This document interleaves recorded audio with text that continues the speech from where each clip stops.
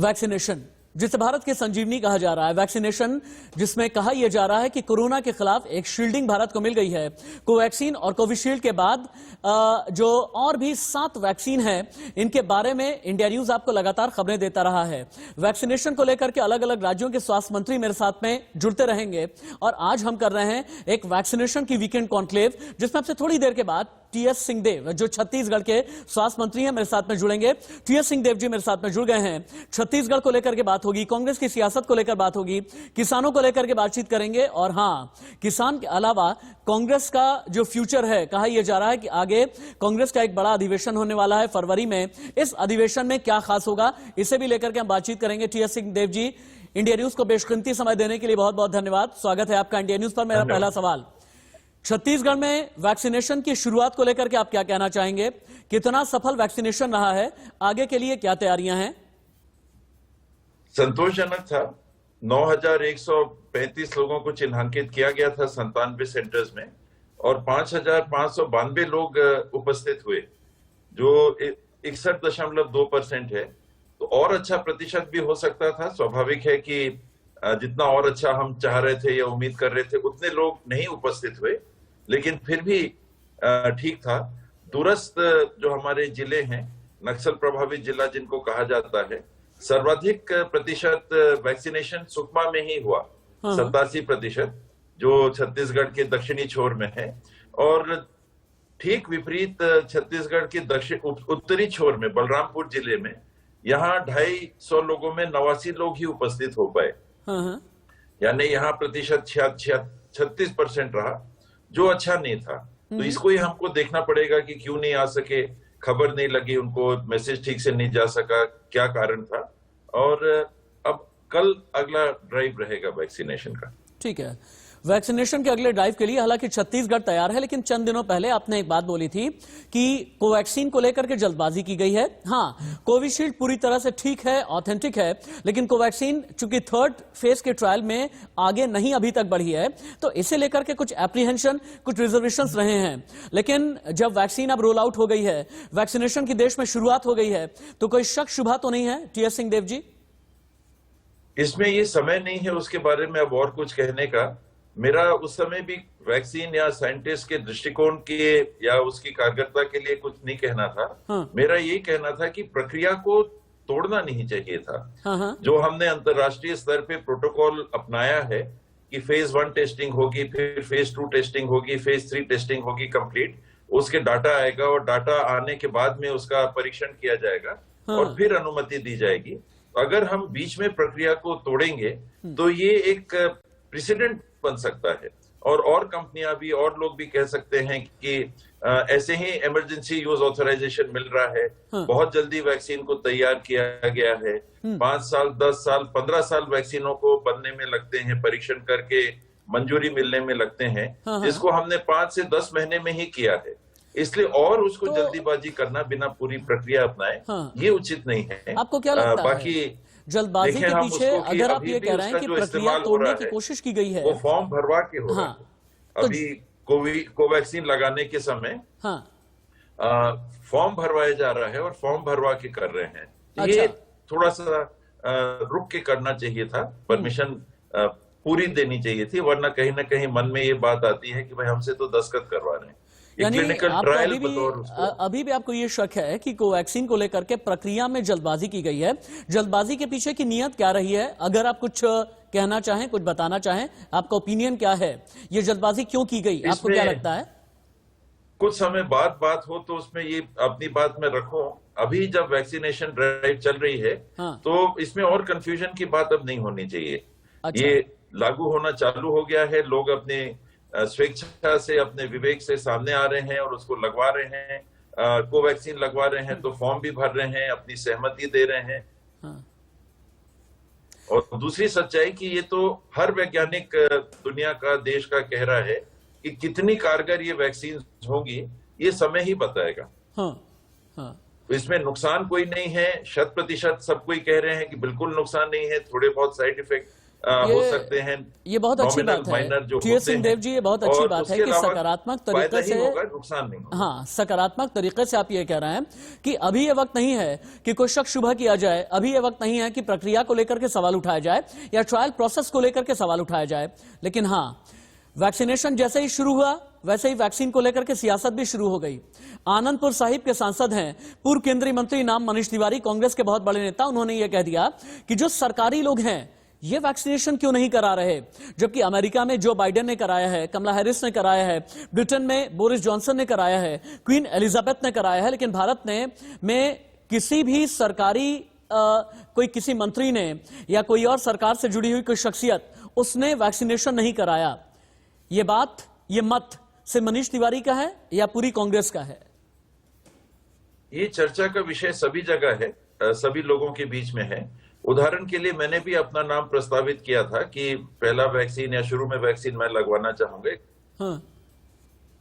कि ये लगा रहे हैं तो ऐसा रिस्क नहीं होगा, हम ही को बोल रहे हैं लगाने के लिए। हाँ। और खुद इन लोग नहीं लगा रहे हैं। एक पहलू ये है, हाँ। आप लगाते हो तो वीआईपी कल्चर की बात मत आए। हाँ। ये देखिए बड़े बड़े नेता हैं, पर पहुंच के लोग हैं, इन लोगों ने तो लगा लिया और हमको पीछे रख दिया। तो ये दोनों के बीच में जो नीति निर्धारण करता है, उन लोगों ने अगर ये निर्णय लिया कि हम किसी विवेकपूर्ण और वैज्ञानिक आधार पे टीकाकरण की बात को करेंगे। हाँ। कोई प्रतिनिधि है या कोई बड़े पद पे है या कोई जिम्मेदारी के स्थान पे है, किसी की पहुंच है, वो भागदौड़ मत मचे कि एक वीआईपी कल्चर बतौर पहुंच के लोग पहले लगा लें और आम आदमी को बात ना आए। तो इसी सहमति से ये प्रोटोकॉल अपनाया गया है। लेकिन आपको लगता है कि संजीवनी पर सियासत होनी चाहिए इस वक्त में? अगर मनीष तिवारी ने यह बात कह दी, वैक्सीन कोई भारतीय जनता पार्टी या कांग्रेस, समाजवादी पार्टी, बीएसपी या किसी पार्टी विशेष की तो होती नहीं है, ये तो संजीवनी है, ये तो राजनीति से अलग होनी चाहिए, राजनीति से इतर होनी चाहिए। 1 साल तक कोरोना के खिलाफ कितनी बड़ी लड़ाई भारत ही नहीं बल्कि पूरी दुनिया ने लड़ी है, और जब कोई शुभ मंगल टीका लग रहा है तो ऐसे में संजीवनी पर सियासत लाजमी है। ये ठीक है, तर्कसंगत है? मेरे सीनियर हैं, बहुत सीनियर है मेरे से, मेरा उनकी किसी भी टिप्पणी पे या किसी भी सीनियर की टिप्पणी पे कुछ कहना उचित नहीं है। हाँ। और कई बार हर दल के लोग कहीं ना कहीं कोई ना कोई राजनीतिक कमेंट कर जाते हैं, और यही कारण है कि कुछ भी होता है, क्रिकेट होता है तो इसमें कोई कमेंट आ जाते हैं, कोई दूसरी घटना होती है तो आ जाते हैं। हाँ। हर घटना में राजनीतिक लोग अगर सभी दल के कोई ना कोई कमेंट ऐसा कर देते हैं तो किसी ने एक कहा तो प्रतिक्रिया में किसी ने दूसरा कहा, ये हो जाता है। बचा जा सके, सभी अगर इससे बचे तो बेहतर होता है। ठीक है, ठीक है। हालांकि ये भी कहा जा रहा है कि दबी जबान में एक बात ये भी कही जा रही है कि वैक्सीन को लेकर के कांग्रेस को ये लगने लगा है कि सारा क्रेडिट तो भारतीय जनता पार्टी के पास में चला जाएगा और इसी वजह से सियासत कर लेना ठीक है। हालांकि मैं अब आपके साथ अपनी बातचीत को थोड़ा सा और भी कुछ इश्यूज की तरफ लेकर के जाना चाहूंगा। टी.एस. सिंहदेव जी, देश आपसे एक और सवाल भी करना चाहता है, क्योंकि आप बड़े इमोशनल इंसान हैं और भावनात्मक लगाव अपनी जनता के साथ में भी आप रखते हैं, जमीन पर रह करके काम करते हैं, और छत्तीसगढ़ की जनता बहुत ही इमोशनल तरीके से, भावुक तरीके से आपके साथ में जुड़ी है। अभी चंद दिनों पहले आप सरगुजा में थे, आपने ये कहा कि एक मन्नत अगर मेरी मान ली गई तो फिर मैं 101 बकरों का दान करूंगा। ये मन्नत कौन सी है? मन्नत का मतलब क्या है?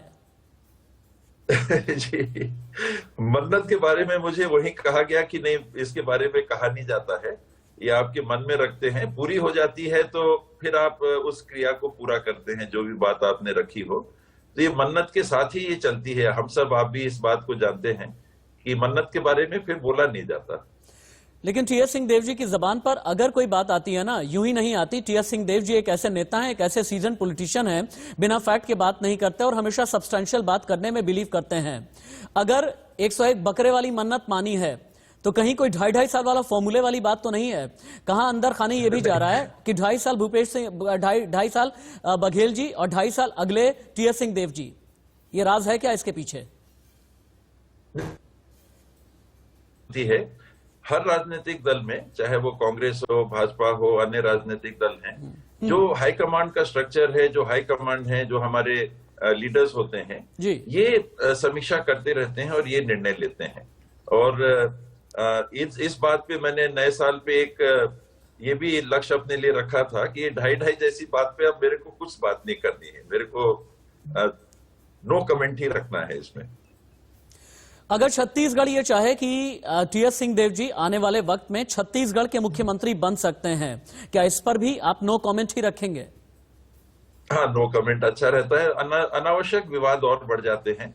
यानी आप ना नहीं बोल रहे प्रकार की होती हैं। टीएस सिंहदेव जी आप ना नहीं बोल रहे हैं, इसका मतलब? हाँ ना, ये हाईकमांड के ऊपर रहता है, ये हाँ। सारी परिस्थितियां हैं। देखिए, ये किसी से छुपा नहीं है कि 4 लोगों को उस समय बुलाया गया था, तो स्वाभाविक है सबके मन में रहता है कि इनके बारे में विचार हुआ होगा।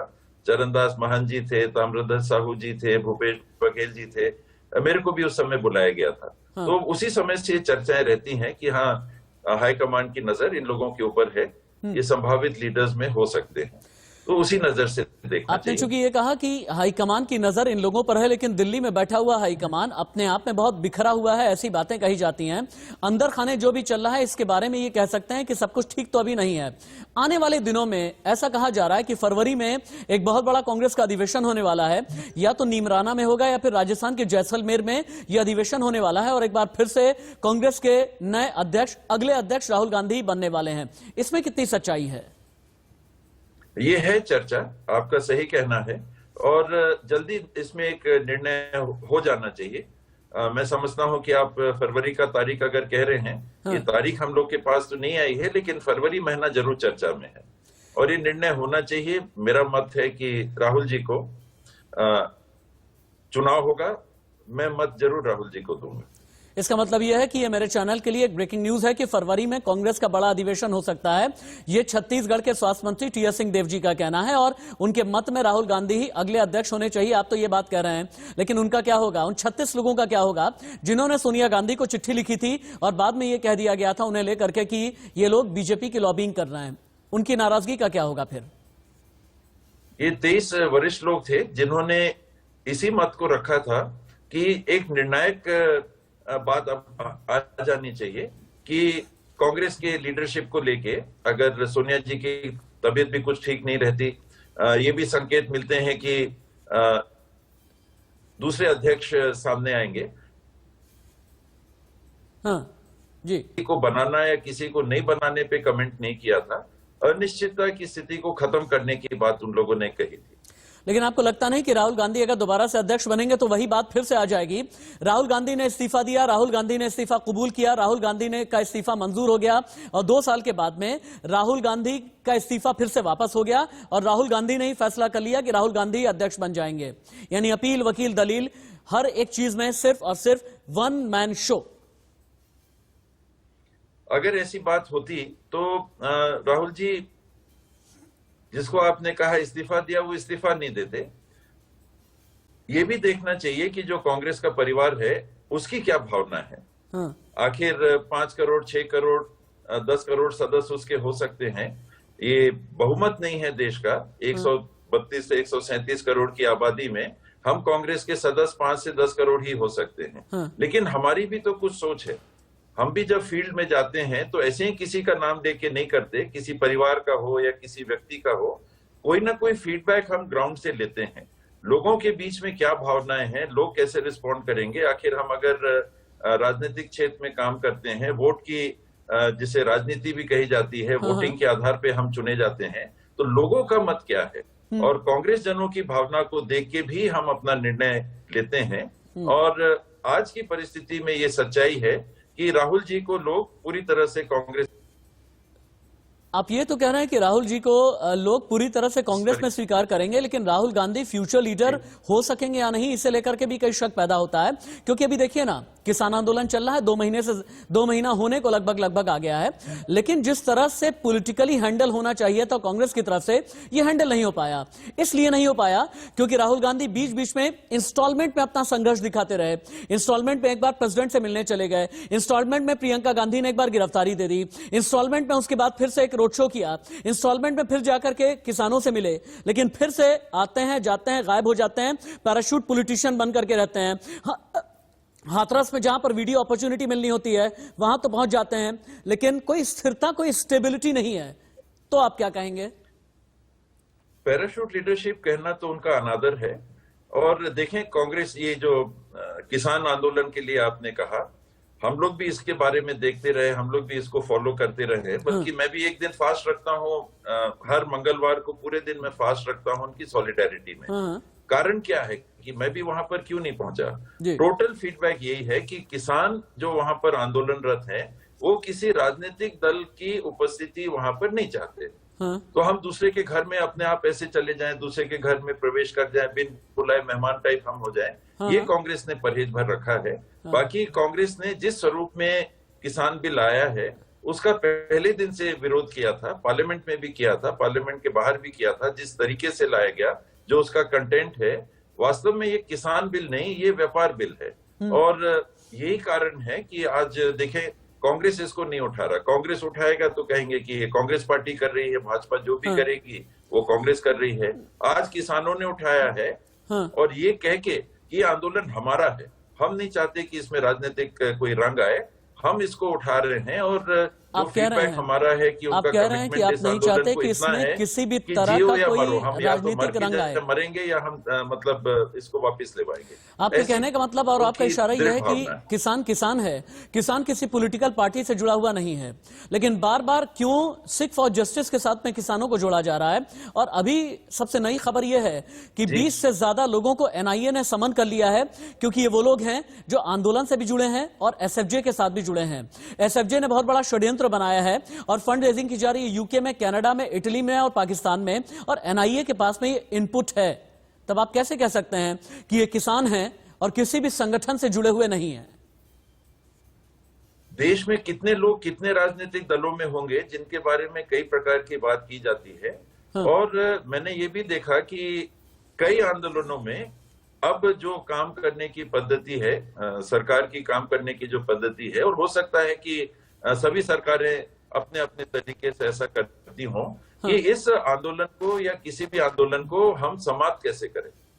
और उसमें अगर हम एक्स्ट्रा लीगल या एक्स्ट्रा पॉलिटिकल तरीके भी अपनाते हैं, तो उनमें ये भी बातें फिर सामने आती हैं कि उनको डिस्क्रेडिट करिए, कि जो इतने दृढ़ता से वहां बैठ के आंदोलन में भाग ले रहे हैं, इस आंदोलन को हमको अगर तोड़ना है तो हम कैसे तोड़ें। कुछ लोगों का ये तरीका हो सकता है सोचने का कि इनको डिस्क्रेडिट करिए, और हर चीज में कोई ना कोई इस प्रकार की बात आ जाती है, ये एंटी सोशल हैं, ये एंटी नेशनल हैं, ये देश के हित के खिलाफ हैं, इनके साथ दो लोग ऐसे जुड़े हुए हैं जिनका कनेक्शन किसी और से है। तो जब हम पार्लियामेंट में चुन के आते हैं, विधानसभा में चुन के आते हैं, हमारा ट्रैक रिकॉर्ड क्या है, उस पर कभी सवाल नहीं उठते उतने कि 302 के मामले वालों भी हैं, 376 के मामले वाले भी हैं, अन्य प्रकार के मामले वाले भी लोग आते हैं। उस समय ये बात नहीं आती। अब जब एक गले की हड्डी जैसा एक आंदोलन हो गया कि इतनी दृढ़ता से किसान वहां पर डटे हुए हैं, तो वो हजारों की लाखों की संख्या में है, उसको हम कमजोर कैसे करें। तो उसमें ऐसे कुछ पॉइंट्स को सामने लाइए कि आंदोलन ये डिस्क्रेडिट हो सके, कम से कम पब्लिक के नजरिए में, आम जनों के नजरिए में, जो हम आप टीवी से देख रहे हैं, खुद जाके वहां नहीं देख रहे हैं आखिर क्या हो रहा है क्या नहीं हो रहा है। तो ये काम करने का सियासत का भी एक तरीका होता है। सियासत का अगर एक तरीका ये होता है काम करने का, तो इसी सियासत के एक तरीके ने एक नए नाम को जन्म दिया है पिछले कुछ दिनों में, और ये नया नाम है असदुद्दीन ओवैसी का। एक जमाने में ये कहा जाता था कि कांग्रेस का परंपरागत वोट बैंक है टीएस सिंहदेव जी, दलित और मुसलमान, लेकिन आज इसी दलित और मुसलमान में सेंध लगाने की कोशिश में ओवैसी कर रहे हैं। बिहार के बाद पश्चिम बंगाल पर नजर है, यूपी पर 2022 के लिए नजर है, और उनका यह कहना है कश्मीर से लेकर के कन्याकुमारी तक एआईएमआईएम को स्थापित करेंगे। ऐसा क्यों है कि वक्त की नजाकत को समझा नहीं गया, दीवार पर लिखी इबारत को समझा नहीं गया, और कभी कमजोर क्षेत्रीय क्षत्रपों के जरिए होती गई कांग्रेस और कभी कमजोर होती गई असदुद्दीन ओवैसी जैसों की वजह से। क्या ये लोग चैलेंज हैं या फिर नहीं? और अगर ये चैलेंज है तो आने वाले दिनों में राहुल गांधी की अध्यक्षता में निपटा कैसे जाएगा, अगर राहुल गांधी नीमराना या जैसलमेर के अधिवेशन में दोबारा से अध्यक्ष चुन लिए जाते हैं तो? कांग्रेस का जो स्वरूप रहा, जो मैंने शुरू से महसूस किया, वो इंक्लूसिव रहा। ये एक ऑर्गेनाइजेशन बेस्ड मूवमेंट या ऑर्गेनाइजेशन बेस्ड पार्टी उस हद तक नहीं रही जैसा स्ट्रक्चर हमने कम्युनिस्ट पार्टियों में देखा या भारतीय जनता पार्टी में देखा। आरएसएस तो उनके सीधे तौर पे नहीं जुड़े हैं, आए हुए लोगों को ही सामने लाके पेश करना। हालांकि हाल में बीजेपी ने दूसरे दलों के लोगों को भी अपना के और उनको मौका दिया जिनका व्यक्तिगत इन्फ्लुएंस है। और आपने सही कहा, कांग्रेस एक विचारधारा और उस ओपन विचारधारा के साथ में जो प्रभावशाली लोग अलग अलग क्षेत्र में थे, उनको जोड़ के आजादी के पहले भी मूवमेंट चलाया और आजादी के बाद भी उसी तरह से कांग्रेस चलती करें। तो लोगों ने क्या तर्क उस सामने रखा था कि कांग्रेस को 40% वोट मिलते हैं लेकिन वो बहुमत में आ जाती है, 60% वोट तो दूसरों को चले जाते हैं। ठीक है। तो कांग्रेस को हराने का एक सरल तरीका है कि सब एक हो जाओ, तो कांग्रेस का 40% अल्पमत हो जाएगा, हम जीत जाएंगे। कई कारण आए, हुआ भी कुछ ऐसा कि कई लोग जुटे, कई लोग मिले और जनता पार्टी का गठन हुआ। कांग्रेस की हार हुई उस समय और जनता पार्टी की जीत हुई, एक नई सरकार बनी। ज्यादा समय नहीं चल पाई, अपने जगह एक बात है। लेकिन ये घटना के बाद में आप उसके बाद से अगर देखें तो ये गठबंधन की राजनीति चालू हो गई, खंडित भी होने लगी, पार्टियां अपने आप में छोटी भी होने लगी और बिना रीजनल पार्टी के कोई सामने नहीं आ पा रहा था। आज कांग्रेस की स्थिति में हम कहते हैं कि 51 वोट हैं। एक समय आया था जब बीजेपी के पास 2 सीटें थी, 2 सीटों से वो आज 300 प्लस में पहुंचे हैं। उन्होंने अपना एक एजेंडा अपनाया कि भाई हम किस एजेंडा को लेके चले। पहले गौ माता वाली बात चलती थी और बातें चलती थी। उन्होंने राम जी का नाम लेके उन्होंने एक समूह बनाया, एक मूवमेंट बनाया और अंततः लेकिन 2 सीट से सिंहदेव बढ़ते जी, आज आपको 300 आई एम से सो ऊपर सॉरी कि मुझे माय अपोलॉजीज कि मुझे आपको रोकना पड़ रहा है। टी एस सिंहदेव जी, मुझे रोकना पड़ रहा है क्योंकि आपने प्रभु श्री राम का नाम लिया है। लेकिन आपको लगता नहीं कि ये हिस्टोरिकल ब्लंडर खुद ही कांग्रेस ने थाली में सजा करके किया है? भाई, ताला किसने खुलवाया? शिलान्यास की इजाजत किसने दी? उस जमाने से लेकर के अभी तक शाहबानों को टैकल करना था, रामायण किसने शुरू कराई? और रामायण शुरू कराने से लेकर के शिलान्यास तक, शिलान्यास से लेकर के रथ यात्रा तक और रथ यात्रा से लेकर के 6 दिसंबर 1992 तक अगर ये नौबत आई, आपको लगता नहीं कि इसकी जड़ में कांग्रेस ही है और कांग्रेस ने ही थाली में सजा करके सब कुछ दे दिया? थाली में सजा के देने वाली बात तो नहीं है, लेकिन जब आप लंबे समय तक काम करते हैं तो आप कह सकते हैं कि अंग्रेजों ने सजा के हिंदुस्तान को आजादी दे दी। आप कह सकते हैं कि दूसरे समूहों ने सजा के दूसरे दल को दे दी। कहीं एक पार्टी जीती तो हम ये कहेंगे कि दूसरी पार्टी ने उनको सजा के दे दिया। कहीं ना कहीं कारण तो होते हैं कि बदलाव आता है। अगर कुछ राज्यों में भाजपा जीत रही है जहां वो नहीं जीती, तो हम त्रिपुरा में कह देंगे कि भाजपा के तो 2% वोट नहीं थे, आज वहां कांग्रेस के 2% वोट हैं, तो कुछ ऐसा आपने उनको सजा के दे दिया। कहीं कांग्रेस जीत के आ गई तो छत्तीसगढ़ में हम ये कह सकते हैं कि भाजपा ने सजा के दे दिया। वास्तव में इतना सिंपल नहीं रहता, बहुत डायनामिक रहती हैं ये बातें और परिणाम जो रिजल्ट आते हैं वो इस प्रकार के आते हैं कि आज किसी को लोगों ने मौका दिया है काम करने का, कल के दिन वो दूसरे को देंगे। ठीक है। आज कोई है तो कल दूसरा आएगा, ये भी एक सत्य है जो कि टलेगा नहीं। एक अब मैं चूंकि साल तक, सैकड़ों साल तक रहे, ऐसा नहीं होता। मैं लेकिन और समय के हिसाब से उस समय परिस्थिति बनी, जैसे आपने कहा, एक परिवर्तन आया और ये सतत। जी टी एस सिंहदेव जी, लेकिन मैं अपने बातचीत के एकदम कंक्लूडिंग पार्ट में हूं, इसलिए आपसे ये पूछना चाहूंगा कि कांग्रेस में प्रधानमंत्री नरेंद्र मोदी के चेहरे का मुकाबला करने वाली शख्सियत कौन है? गृहमंत्री अमित शाह के चेहरे का मुकाबला करने वाली शख्सियत कौन है? यूपी के मुख्यमंत्री योगी आदित्यनाथ के चेहरे का मुकाबला करने वाली शख्सियत कौन है? जो इतने बड़े बड़े चेहरे हैं, जिन्होंने अपना जनाधार पाकर के मजबूती साबित की है, मैंडेट के आधार पर अपनी मजबूती साबित की है, इनका मुकाबला करने के लिए कांग्रेस का कोई एक चेहरा बता दीजिए आज की तारीख में जो लगे कि हां ठीक है, इनके मुकाबले बिल्कुल ठीक बराबर की स्थिति में खड़े होते हैं। आप देखिएगा नरेंद्र मोदी जी के सामने राहुल गांधी जी उभरेंगे और सोशल मीडिया और मीडिया 2014 में नहीं उभरे, 2019 में नहीं उभरे, कैंपेन चलाया गया, यूपी में नहीं उभरे, परिस्थिति बनी, वही राहुल गांधी जी अब पश्चिम बंगाल में कहीं नजर नहीं आ रहे। हर व्यक्ति ने उनको अपना रखा था। जी, कहां उभर कहां पाए? आप कह रहे हैं कि उभरेंगे, कहां उभरे? 2014 में नहीं उभरे, 2019 में नहीं उभरे, यूपी में नहीं उभरे, उत्तराखंड में नहीं उभरे, गुजरात में नहीं उभरे, मध्य प्रदेश में नहीं उभरे, कहां उभरे? नहीं उभर पाए। अगर कहीं पर कांग्रेस वाकई में कुछ कांग्रेस ने अच्छा किया है तो आप जैसे नेताओं की वजह से किया है, जिन्होंने जमीन पर काम किया है, जो ये जानते हैं कि जमीन का काम क्या होता है, जो ये जानते हैं कि जमीन से जुड़ करके कांग्रेस कार्यकर्ताओं के साथ रहना क्या होता है। टी एस सिंहदेव जी, दिल पर हाथ रख करके आप भी बताएं ये बात और ईमानदारी से बताएं। हम लोग का व्यक्तिगत तौर पे हम लोग का थोड़ा योगदान हो सकता है, लेकिन अगर कोई युवा ये माने कि उनके सीनियर्स का कोई योगदान उनके जमीन में नहीं रहता है, तो घमंड वहीं से चालू होता है। ये एक स्ट्रक्चर है, एक परिवार है। वो जी। परिवार का कोई एक व्यक्ति जब किसी समय सफल हो जाए, आज मैं क्रिकेट खेल रहा हूं, मैंने सेंचुरी मार दी, मैं कहा कि मैंने ये मार दी, बाकी टीम के किसी लोग का, किसी का योगदान ही नहीं है। जो सामने मेरे पार्टनर्स खड़े होके जिन्होंने भागीदारी अपनाई, उनका कोई योगदान नहीं है। जो टीम है, जो लेकिन हमारे राहुल कोच गांधी हैं, हिट विकेट जो कर हमारे देते हैं ना ट्रेनर्स टीएस सिंहदेव जी, हैं, उनका कोई योगदान राहुल गांधी हिट जी। विकेट करा देते हैं बहुत बार। सेंचुरी भी बनाते हैं, हिट विकेट भी कराते सेंचुरी हैं। अभी तक जब दिखी नहीं सफलता मुझे। मिलती है तो उनके नाम नहीं चढ़ती, सेंचुरी अभी जब तक मुझे सफलता दिखी मिलती नहीं है तो उनके नाम उनका पे। हेलीकॉप्टर शॉट नहीं दिखा मुझे अभी तक फ्रंट फुट पर आकर के खेलते हुए दिखे नहीं, और इसीलिए पूछ रहा हूं मैं। आप देखें, पंजाब में आखिर जीते, मैं गिनाऊंगा तो लगेगा कि कुछ जगह गिना रहे हैं। उसके पहले पंजाब में कैप्टन बाद साहब में की हम, वजह से जीते, राजस्थान में गहलोत जी की वजह से जीते, छत्तीसगढ़ में टीएस सिंहदेव जी की वजह से झारखंड में जीते। भी गठबंधन में आए, छत्तीसगढ़ में आए, मध्य प्रदेश में आए, राजस्थान में आए, आज महाराष्ट्र में भी गठबंधन लेकिन राहुल गांधी की वजह से नहीं आए। गवर्नमेंट में है। टीएस सिंहदेव गुजरात जी, में टीएस सिंहदेव जी अगर छत्तीसगढ़ में भी आए तो टीएस सिंहदेव जी की वजह से आए, बघेल जी की वजह से मोदी आए। जी हैं, आपने दोनों नाम लिए थे, मोदी जी का भी और गृह मंत्री जी का भी। आखिर उन्हीं के राज में कांग्रेस ने कितना टक्कर दिया था, करीब करीब गवर्नमेंट पलट गई थी, वहां बीजेपी की गवर्नमेंट टक्कर और गिर गई सरकार थी, बनाने में फर्क होता हार है। गई थी करीब करीब। टक्कर तो और ये सरकार बनाने संघर्ष में है, फर्क होता है।